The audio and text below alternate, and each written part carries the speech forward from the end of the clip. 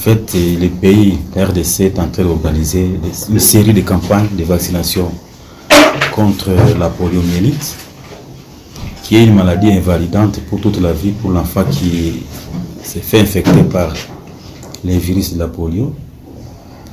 Et actuellement, nous sommes en train de nous attaquer contre les virus qu'on appelle les variants vaccinales. Ce sont des variants qui sont en train de créer encore des paralysies chez les enfants non vaccinés. C'est pourquoi nous sommes en train le pays est en train d'organiser des campagnes pour être capable d'attraper et d'atteindre tous les enfants insuffisamment ou non vaccinés contre la poliomyélite dans notre pays. Cela va nous permettre de restreindre la propagation des virus variants dans le pays. Voilà que nous avons eu des cas positifs qui ont entraîné des paralysies chez les enfants dans la province de la Tchopo. La Tchopo, c'est une province qui est à côté de nous. C'est notre province voisine qui a eu des cas de poliomyélite qui étaient dus aux variants. C'est pour cela que nous sommes dans l'obligation aussi en province du Nord Kivu de vacciner correctement et complètement tous les enfants qui sont dans notre pays. Nous allons le faire en stratégie porte à porte par des vaccinateurs qui vont passer ménage par ménage et aussi les enfants qui seront attendus sur les enfants de 0 à 59 mois. Nous allons aussi profiter, comme les campagnes sont des stratégies qui viennent renforcer les PEV des routines, nous allons aussi demander aux parents, aux gardiens d'enfants, de tout faire pour que les enfants qui n'ont pas encore fini leur calendrier vaccinal en profitent pour terminer le calendrier vaccinal. Et ceux qui n'ont jamais été en contact avec les vaccins, qu'ils soient vraiment reconduits au niveau des sites de vaccination pour qu'ils reçoivent leur dose. Nous allons aussi renforcer la surveillance épidémiologique qui consiste à rechercher les cas de paralysie flasque aiguë qui peuvent être retrouvés dans les ménages. Avec la stratégie porte à porte, nous savons que nos relais communautaires et d'autres personnes qui vont nous aider pour passer dans les ménages vont nous aider à récupérer tous ces enfants-là et à déclarer les cas de paralysie flasque aiguë qu'on va retrouver dans les ménages. La paralysie flasque aiguë voudrait dire que l'enfant était en train de marcher correctement ou de ramper correctement, mais subitement, l'enfant ne parvient plus à marcher, ne parvient plus à ramper. Donc l'enfant qui était en train de bouger ses membres, subitement, l'enfant perd cette mobilité des membres. Et ce sont les enfants que nous allons aussi rechercher dans les ménages pour que nous puissions évaluer notre travail de vaccination pendant tout ce temps que nous sommes en train de travailler.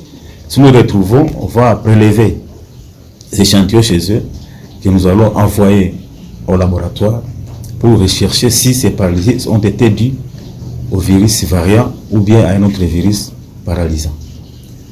Voilà en gros ce que je voulais vous dire. Donc j'ai dit que la stratégie c'est porte à porte. Et les enfants, ce sont les enfants de 0 à 59 mois. La campagne va faire 3 jours, du 11 au 13 décembre 2025. Et c'est là, nous voudrions que ça se passe avec l'appui de tout le monde. Tout le monde veut dire les parents, les hommes des médias, les infirmiers, les médecins, et aussi même toute la communauté qui va nous suivre à travers ces micros. Les vaccins contre la poliomyélite, ce sont des vaccins qui sont efficaces et ils ne causent pas des faits indésirables majeurs ou graves chez les enfants vaccinés. Nous allons utiliser 2 vaccins au même moment. Les prestataires déjà sont formés et sont déjà bien outillés pour qu'ils vaccinent sans beaucoup de difficultés tous les enfants. Mais je voudrais que aussi les parents puissent être aussi vigilants pour qu'on ne donne pas seulement un seul vaccin. Il peut arriver qu'on donne les 2 doses, les 2 gouttes d'un vaccin et on n'ajoute pas les 2 autres gouttes. Sinon, ce sera déjà encore une entorse. il faut que nous soyons vigilants de donner les 4 gouttes à chaque enfant qui sera vacciné pour cette phase ici. Merci. Les enfants seront bel et bien récupérés parce que cette fois-ci, on a mis un accent particulier lors de la formation des prestataires qui vont faire le travail. On a beaucoup insisté sur ça et nous avons mis une personne supplémentaire au niveau des sites de vaccination pour qu'ils soient en train de récupérer les enfants qui n'ont pas été atteints pendant la routine. Donc on a mis quelqu'un supplémentaire pour ça, spécialement pour les PEF de routine au niveau des centres de santé. Nous sommes en train d'attendre plus de 900 700 enfants pour cette phase de campagne. Mais même quand nous avons toujours des enfants avec un chiffre attendu, nous sommes en train de constater qu'on est en train de vacciner plus qu'on attendait. Puisqu'avant, à la phase d'août, nous avions vacciné plus d'1 million d'enfants.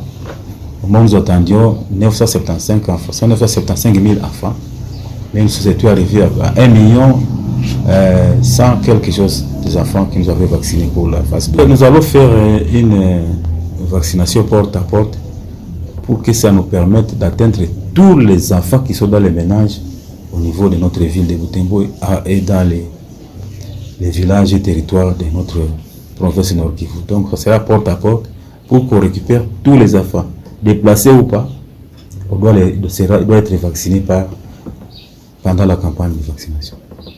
Les informations que nous possédons sont telles que il n'y a pas d'obstacle pour organiser la campagne dans les zones insécures. Pourquoi? Parce que là où il y a eu des échauffourées, là où il y a eu des problèmes, les populations se sont déplacées, toutes les populations sont déplacées avec leurs soignants. Et ils seront vaccinés dans les aires de santé d'accueil. C'est ce que nous allons appliquer comme stratégie. Ils seront vaccinés dans les aires de santé d'accueil avec leur propre IT. C'est ce que nous sommes en train de constater actuellement, que en tout cas il n'y a pas assez de soucis par rapport à ça, puisque les parents sont déjà conscientisés par rapport à ce qu'ils doivent faire vacciner les enfants, mais là où ils ont fui. Ceux qui sont venus de Mangorégie par Butembo seront vaccinés à Butembo. Mais ceux qui sont déplacés d'une aire de santé à l'autre à côté, on est en train de créer des sous-aires de santé, dans l'aire de santé. Si on constate qu'ils se sont déplacés, ils sont mis dans une partie vraiment bien spécifique par rapport à ça, on est en train de créer une sous-aire dans l'aire de santé sécure. Comme ça, les populations sont vaccinées dans cette partie-là.